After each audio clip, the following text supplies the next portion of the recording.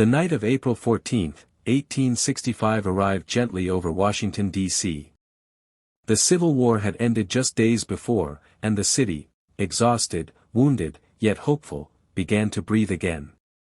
President Abraham Lincoln, carrying the weight of 4 long years of conflict, sought a rare moment of rest. He accepted an invitation to attend a comedy, Our American Cousin, at Ford's Theater. Inside the theater, the air was lively. Patrons filled the seats, eager for laughter after years of struggle.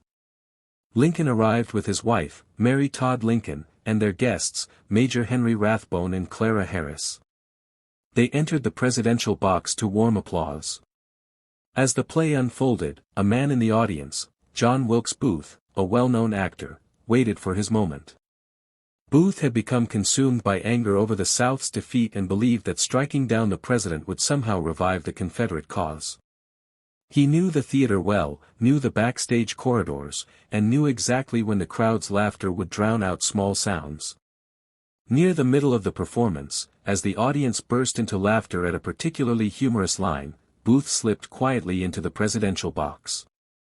With a quick motion, he attacked the unsuspecting president. Major Rathbone tried to stop him, and in the struggle Booth wounded Rathbone as well. Then Booth leapt to the stage below, hurting himself in the fall, but managed to escape through the backstage door. Chaos erupted. Shouts filled the theater. Doctors rushed to the president's side. They acted quickly but realized Lincoln could not be treated in the theater. They carried him across the street to the small boarding house of William Peterson, placing him in a modest back room. All through the night, cabinet members, military officers, and friends gathered silently beside the president. Mary Todd Lincoln remained near him, overwhelmed with grief. Outside, people filled the streets, whispering prayers or standing in stunned disbelief. At 7:22 a.m. on April 15, 1865, Abraham Lincoln passed away. Secretary of War Edwin Stanton, standing beside the bed, spoke the words that history would never forget. Now he belongs to the ages. The nation entered a deep mourning. The leader who had guided the country through its greatest crisis, who had spoken of unity and healing, was gone.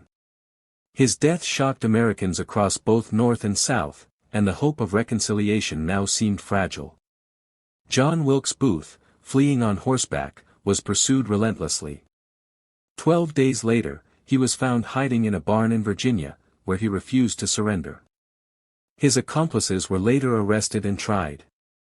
The conspiracy was dismantled, but the wound Booth inflicted on the nation would take generations to heal.